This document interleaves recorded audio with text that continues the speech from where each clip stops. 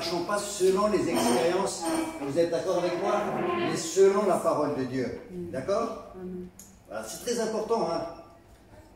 C'est pas parce que quelqu'un a vécu cela qu'il faut qu'exactement ce soit comme ça. Mais qu'est-ce que dit la parole? Donc c'est ça ce que je vais essayer de vous apporter sur cette dernière partie. Alors, qu'est-ce que dit la parole? Donc je vais aborder le thème la chair et être crucifié. Hein, la chair et aussi la délivrance. Parce qu'il ne faut pas mélanger la crucifixion et la délivrance. Être crucifié avec Christ, être délivré. C'est deux choses qui sont enseignées dans la parole. Et d'abord, avant de parler de la chair, j'aimerais aussi distinguer quelque chose qui est très subtil et qu'il faut qu'on soit clair là-dessus. La chair, 2 Corinthiens 5,16. Vous pouvez lire, tu peux mettre des Corinthiens et reste là. 2 Corinthiens 5,16.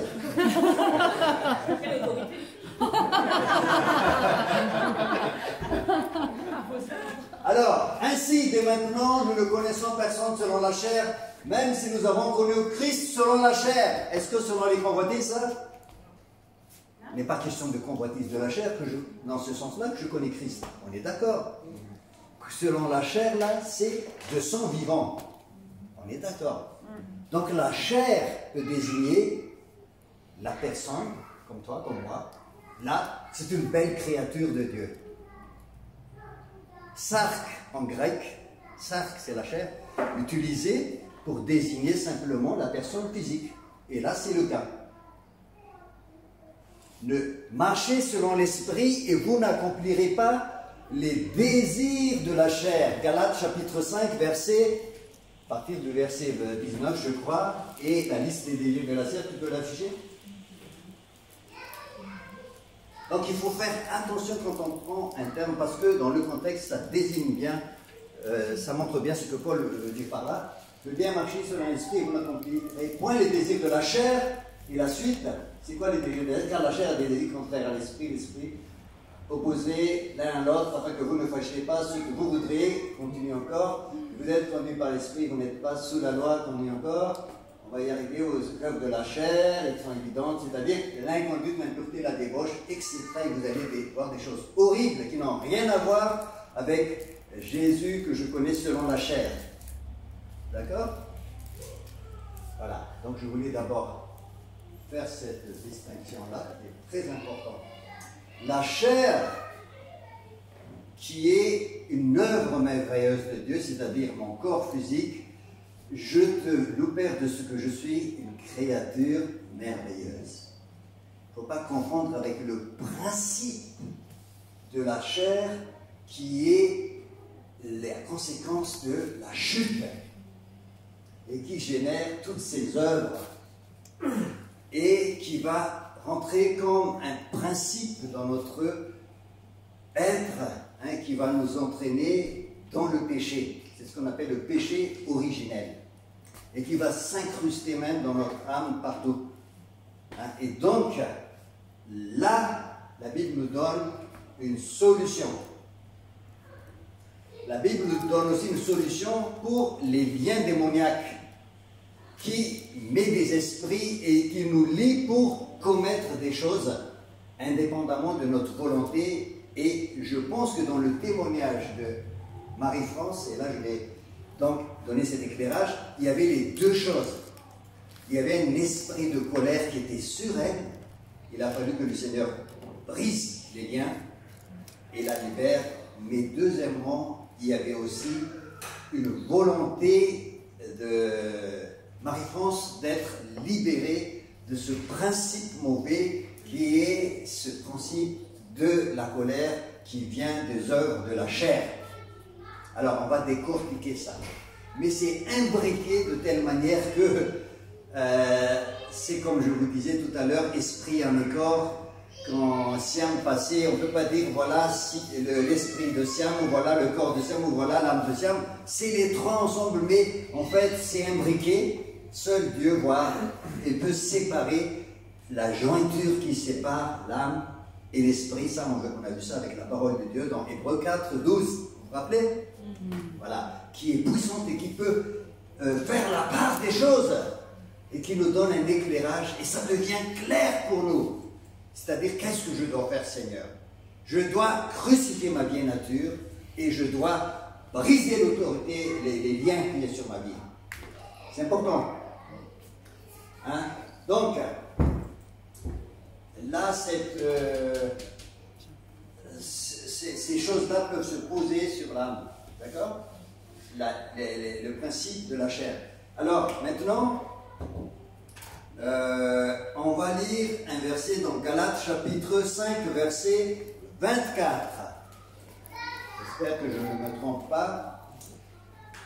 Ceux qui sont en Christ Jésus ont crucifié la chair. Il est de votre responsabilité de crucifier la chair, c'est-à-dire pas le corps. Il ne s'agit pas de se mettre sur la croix, mais de crucifier ce principe du péché qui s'est incrusté, je le crucifie. Notre passage, Romains 6,6. Notez bien ce passage, hein? C'est ma responsabilité. Romains 6,6. Nous savons que notre vieille nature a été crucifiée avec lui, afin que ce corps de péché, le corps de péché, c'est pas mon corps physique créé, qui est une créature merveilleuse, mais ce principe du péché qui s'est incrusté, afin que ce corps de péché soit réduit à l'impuissance, afin que je ne sois plus esclave du péché. Et si vous remarquez bien, là, c'est au passif. J'ai été crucifié. Est-ce que ça dépend de ma volonté? Non. J'ai été crucifié et au passé. À quel moment ça s'est passé? Dites-moi. Hein? Pas tout à fait. Hein? À la croix. En fait, l'œuvre à la croix est accomplie. Tout est accompli. Hein? Jésus a pourvu totalement à notre salut. À la croix, il nous a déclaré juste. Sa justice a été imputée sur nous. Mais en plus, il nous a crucifiés. À la croix, j'ai été crucifié. J'ai été crucifié avec Christ. Ce n'est plus moi qui vis, c'est Christ qui vit. En fait, quand j'accepte Jésus, il y a comme un compte. On dit ça à rebours, comme si je remonte dans l'histoire et je me trouve tout d'un coup à la croix. Et là, j'ai été crucifié. Donc, toute la puissance de la chair, de la vieille nature, est clouée à la croix. Et c'est pour ça que tu peux être délivré de tes addictions, de tout. Parce que tu as été crucifié, afin que ce corps de péché soit réduit à l'impuissance et que nous ne soyons plus esclaves. Je suis libéré de l'esclavage.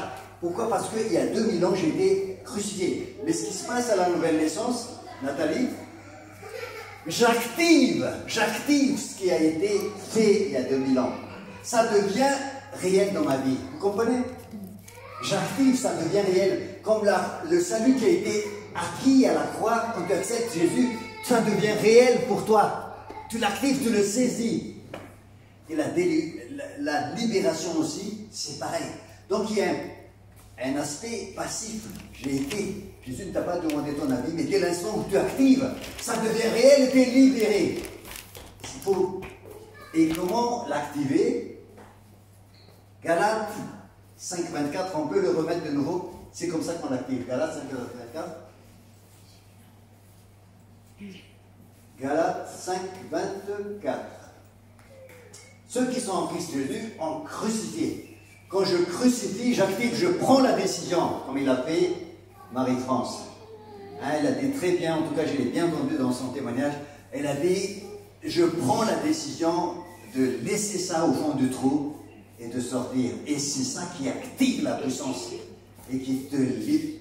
En fait, ce qu'elle a vécu, elle a été ensevelie, enterrée au fond du trou. C'est l'image du tombeau. Hein? Et c'est ça, mourir avec Christ. Et Dieu te fait ressusciter, il te libère. C'est ça. Et à quel moment on vit ça? Au baptême. Le baptême, c'est une image extérieure de ce qui s'est passé à l'intérieur de moi. Au baptême, je vis cette crucifixion, je suis enterré, je laisse ça, j'active tout ce qui a été fait pour moi à la croix et je ressuscite dans une vie nouvelle. Amen. Amen. Ça, c'est l'aspect des choses charnelles. Et les choses charnelles, ça dépend donc de toi. Il ne faut pas dire que ça dépend que du Seigneur. Ça dépend de toi, parce qu'il y avait une question quand on était à table. Il disait, mais pourquoi le Seigneur ne me fait pas tout de suite tout ça? Je serai tranquille. L'apôtre Paul, quand il parlait aux Corinthiens, il a dit, 1 Corinthiens chapitre 3, vous devez déjà être des chrétiens spirituels. Mais le problème, vous êtes toujours charnels. Il le dit, hein? Allez, on regarde parce que je veux que vous voyez les... Donc, ces chrétiens-là pouvaient accélérer, en fait, leur transformation. 1 Corinthiens 3, chapitre 1er, 2, 3. 1 Corinthiens 3, verset 3, excuse-moi, verset 3. Voilà. Verset 3, 1, 2, 1, voilà. 1, verset, Corinthiens 3, 1. Excuse-moi. Pour moi, frère, ce n'est pas comme à des hommes spirituels que je peux vous parler, mais comme à des hommes charnels, comme à des petits enfants en Christ. Continue.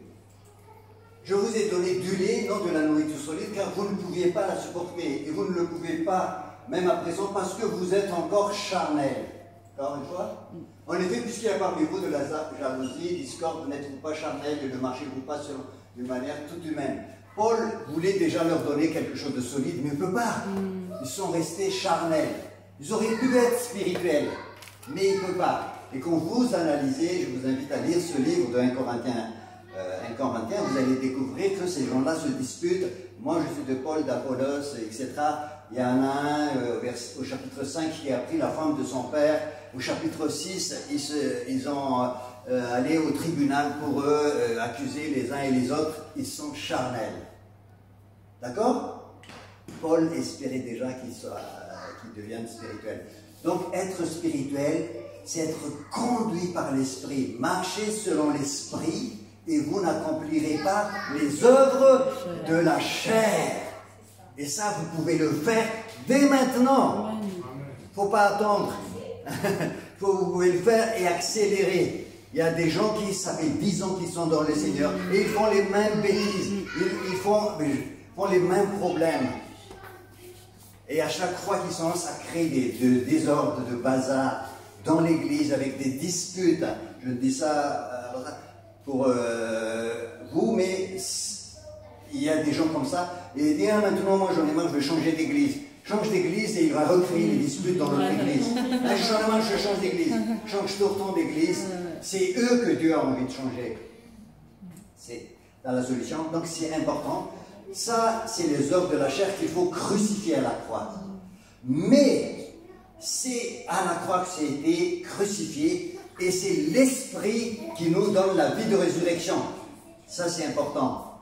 Hein? C'est l'esprit qui nous ressuscite dès l'instant où c'est enterré, nous sommes ressuscités. Et c'est comme ça que je crois que Marie-France a été libérée. Il y avait une libération et elle parlait aussi de l'esprit de colère.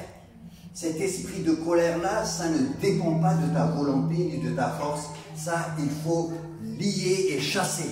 Et c'est là que tu prends autorité. Au nom de Jésus, hein, on a parlé de ça. Il faut l'identifier. Et les deux, dans cette expérience, s'imbriquent et s'articulent. Hein? Mais c'est à nous de identifier et de crucifier la chair.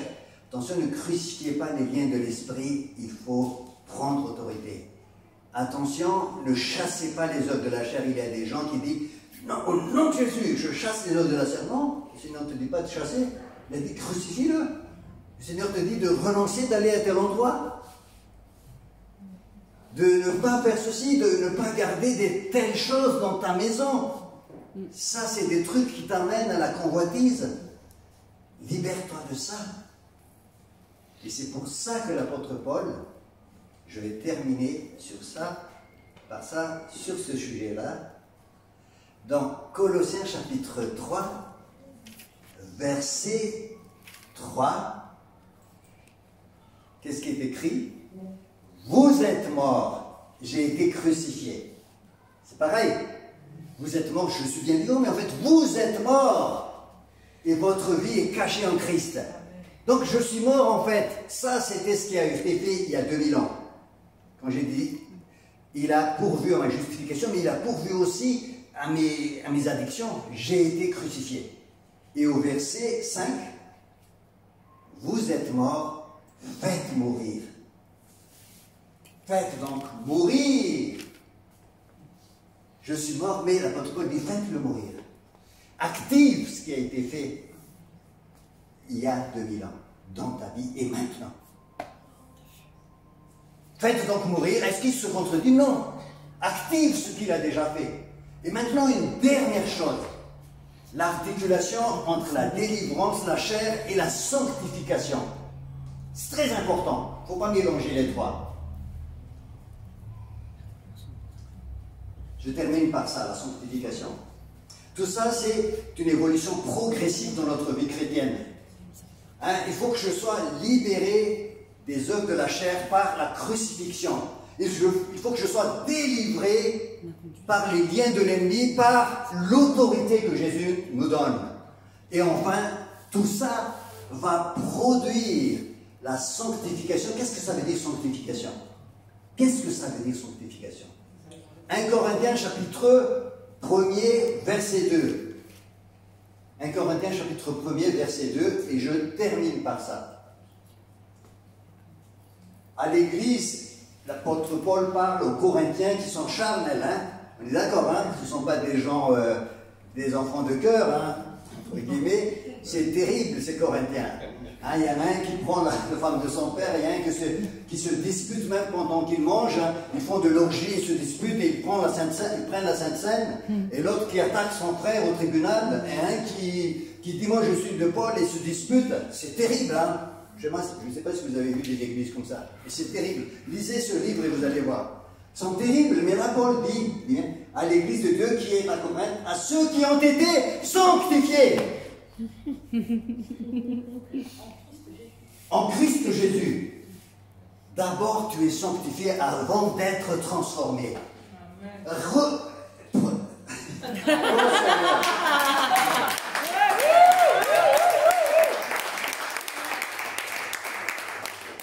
Sanctifié, ça veut dire Dieu t'a mis à part. Cette personne, elle est à moi. Ça veut dire mise à part littéralement. Dès l'Ancien Testament, Dieu a mis à part un peuple qui s'appelle le peuple d'Israël. Ce peuple est terrible, pas docile du tout, fait des bêtises, même idolâtre, mais Dieu a dit, ce peuple m'appartient. Vous êtes une nation sainte. Amen. Nous sommes une nation sainte. Dieu a mis à part. Donc, je suis déjà saint, aux saints qui sont à Éphèse, aux saints qui sont à Galate, aux saints à Corinthe. Tu es sainte, tu es saint. C'est pas, comment on appelle ça dans l'église catholique, quand on devient saint? Canonisé. Canonisé, t'as pas besoin de ça, tu es déjà saint. Tu es saint, pourquoi? Parce que Dieu t'a mis à part. Aux saints, vous avez été sanctifiés au passé en Christ Jésus. Mis à part, et après il a dit, appelé à être saint. Ça veut dire, il y a un statut, il y a une position juridique en Christ. Je suis saint d'une manière absolue devant Dieu, mais Dieu m'appelle à être transformé, à activer ce qui est déjà réalisé. Toujours cette espèce de tension. Tout est accompli, mais j'active dans ma vie quotidienne. Et je suis transformé de gloire en gloire selon la ressemblance de Jésus. Je vous garantis, frères et sœurs, qu'il faut bien comprendre tous ces enseignements-là pour ne pas tomber dans le piège de l'ennemi. Voilà, je vais m'arrêter là.